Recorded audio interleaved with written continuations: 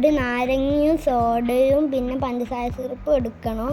എന്നിട്ട് ഒരു കുപ്പി എടുക്കുക, അത് തുറന്നിട്ട് അതിലേക്ക് പഞ്ചസാര സിറപ്പ് നല്ലോണം ഒഴിച്ചെടുക്കണം. തുഗ്ഗിപ്പോവും. നല്ല സൂക്ഷിച്ചൊഴിക്കണം. സൂക്ഷിച്ചൊഴിച്ചില്ലെങ്കിൽ ഇത് പോകുന്നമാതിരി നല്ലോണം ഒഴിക്കണം. നിങ്ങളും അതേമാതിരി നല്ലോണം ഒഴിക്കണം. ഒഴിച്ച് കഴിഞ്ഞാൽ സോഡ എടുത്ത് തുറക്കണം. എന്നിട്ട് സോഡ തുറന്നിട്ട് അതിലേക്ക് ഒഴിക്കണം.